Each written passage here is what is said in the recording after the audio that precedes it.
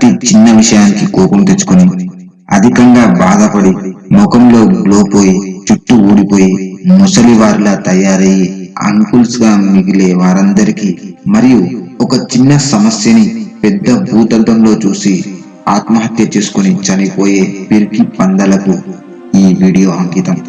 అందులో మీరుండరని ఆశిస్తూ let's start the video. ఒకసారి బుద్ధుడు ఒక చెట్టు కింద కూర్చొని తన శిష్యులతో మాట్లాడుతూ ఉంటాడు.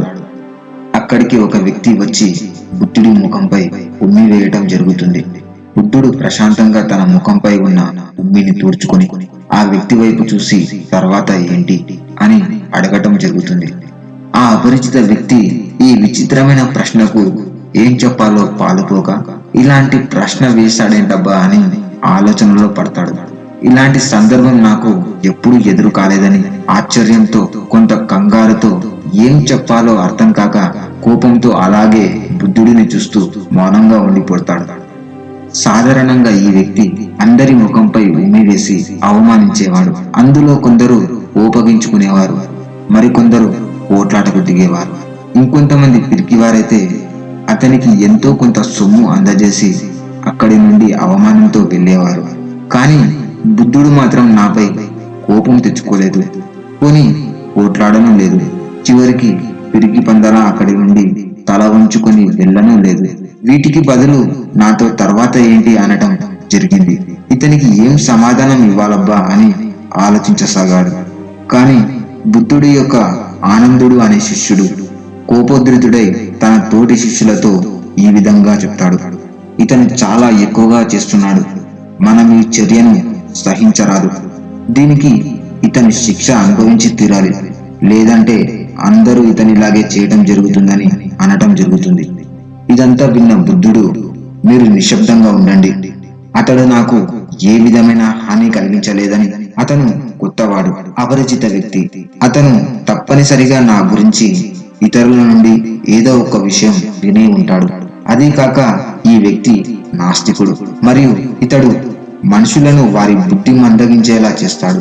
ఇతను నా అభిప్రాయాలపై కూడా ఒక విధమైన నమ్మకాన్ని పెంచుకున్నాడు. ఇతడు నాపై ఉమ్మి వేయలేదు, ఇతడు అతనిలో నాపై గల ఆలోచనపై నమ్మకంపై ఉమ్మి వేయడం జరిగింది. కావున తనకు నా గురించి పూర్తిగా తెలిసే ప్రసక్తే లేదు. అందువల్ల తను నన్ను ఏ విధంగా అవమానించిన వాడు కాడు. మీరు తనకంటే ఎక్కువగా నన్ను బాధించారు. ఎందుకనగా నా గురించి మీకు తెలుసు, నాతో చాలా కాలంగా కలిసి జీవిస్తున్నారు. కానీ మీరు తాను ఏ సందర్భంలో నా దగ్గరికి వచ్చాడో అని ఒక్క నిమిషం ఆలోచించకుండా మీరు కూడా కోపగించుకున్నారు అని తన శిష్యులతో బుద్ధుడు అనడం జరుగుతుంది. ఈ మాటలు విన్న ఆ అపరిచిత వ్యక్తికి తన మనసులో అయోమయం అధికమయ్యేసరికి అక్కడి నుండి నిశ్శబ్దంగా తన ఇంటికి వెళ్ళటం జరుగుతుంది. ఆ రాత్రంతా తాను నిద్రించకుండా బుద్ధుడు అన్న మాటలకు అంతరార్థం వెతుకుతూనే ఉన్నాడు. పదే పదే అదే సన్నివేశాన్ని తలుచుకుంటూ తనకు తాను సరైన సమాధానం చెప్పుకోలేక అసలు ఏం జరిగిందని ఆశ్చర్యంతో ఆ రాత్రంతా నిద్ర లేకుండా ఆలోచించసాగాడు. మరుసటి రోజు మళ్ళీ ఆ అపరిచిత వ్యక్తి అదే స్థానానికి వెళ్లి బుద్ధుడి కాళ్ళపై పడటం జరుగుతుంది. మళ్ళీ బుద్ధుడు తర్వాత ఏంటి అని ప్రశ్నించడం జరుగుతుంది. తన శిష్యుడితో, చూడు ఆనంద, ఈ అపరిచిత వ్యక్తి తిరిగి మళ్ళీ వచ్చాడు. ఈ వ్యక్తి లోతైన భావాలు కలిగి ఉన్నాడు. తిరిగి నాతో ఏదో మాటలకు అందని విషయం చెప్పదలుచుకున్నాడు. ఒక్కోసారి మనం మాటలకు అందని విషయం చెప్పలేనప్పుడు అవతలి వ్యక్తికి ఇలాంటి చర్యలతో తెలియజేస్తాం. ఉమ్మి వేయడం కూడా అభిప్రాయం తెలపడంలో భాగమే. ఉదాహరణకు, మీరు ఎప్పుడైనా కోపంగా ఉండి లేదా అధిక కోపంతో ఉంటే మీరు అవతలి వ్యక్తిని కొట్టడం గాని, ఉమ్మి వేయడం గాని, తిట్టడం గాని చేస్తారు. నేను తనను అర్థం చేసుకున్నాను. అతను చెప్పే విషయం కన్నా అధికంగా నాతో ఏదో విషయం చెప్పదలుచుకున్నాడు. అందుకే నేను అతడిని తర్వాత ఏంటి అని అడిగాను. ఆ అపరిచిత వ్యక్తి బుద్ధుడి వైపు చూస్తూ, నేను నిన్న ఏదైతే చేశానో దానికి నన్ను క్షమించండి అని వేడుకోవటం జరుగుతుంది. అప్పుడు బుద్ధుడు, క్షమాపణ, నీవు ఎవరినైతే అవమానించావో ఆ నిన్నటి వ్యక్తిని నేను కాను. నదిలో నీరు ఏ విధంగా ఎల్లప్పుడూ ప్రవహిస్తూనే ఉంటుంది, ఒకే చోట నది నీరు స్థిరంగా ఉండదు. ఎప్పుడు ఆ స్థానంలోకి కొత్త నీరు వస్తూనే ఉంటుంది. కావున నేను నిన్ను క్షమించలేను. ఎందుకనగా నాకు నీ మీద ఎలాంటి కోపం గాని పగ గాని లేవని సమాధానమిస్తాడు. నీవు కూడా నిన్నటి వ్యక్తివి కావని, నీవు కూడా నాకు కొత్త వ్యక్తివి. నీవు నిన్నటి వ్యక్తివే అయ్యుంటే ఆ వ్యక్తి ఇంతవరకు నాపై తిరిగి ఉమ్మి వేసేవాడని, కావున నీలో కొత్త వ్యక్తి వచ్చాడని చమత్కారంగా బుద్ధుడు ఆ అపరిచిత వ్యక్తితో మాట్లాడి తన శిష్యుడిగా స్వీకరించడం జరుగుతుంది.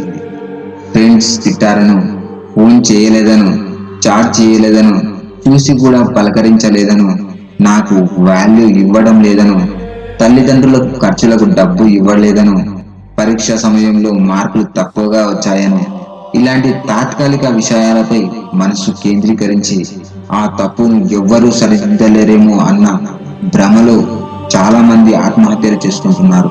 ఒక విషయాన్ని గాని మనిషిని గాని పూర్తిగా అన్ని కోణాల్లో అర్థం చేసుకున్న వారు జీవితంలో సంతోషంగా ఉండి ఇతరులను సంతోషపెడతారు. మనం ఒక మనిషిలో ఉండే తాత్కాలిక ఆవేశాన్ని, అతడు కలిగించే అవమానం వల్ల అతడిపై ఒక అంచనాకు రాకూడదు. ఎంతో సంతోషంగా జీవితంలో ఏ కష్టం లేని వ్యక్తులు కూడా కొన్ని సందర్భాల్లో కోపగించుకుంటారు. ఆ కోపం కలిగి ఉన్న సందర్భాల్లో వీడింతేనేమో, వీడితో నాకెందుకు వచ్చిన గొడవ, ఈ కోపిష్టితో స్నేహం చేయకపోవడమే మంచిదని ఒక అవగాహనకి వస్తుంటాం.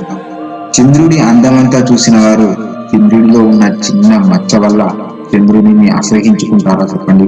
ఏ వ్యక్తినైనా పూర్తిగా అర్థం చేసుకుని అతడు ఏ సందర్భంలో ఎలా ఉంటాడో అని తెలుసుకున్న వారు జీవితంలో ఆప్తమిత్రులుగా మిగిలిపోతారు.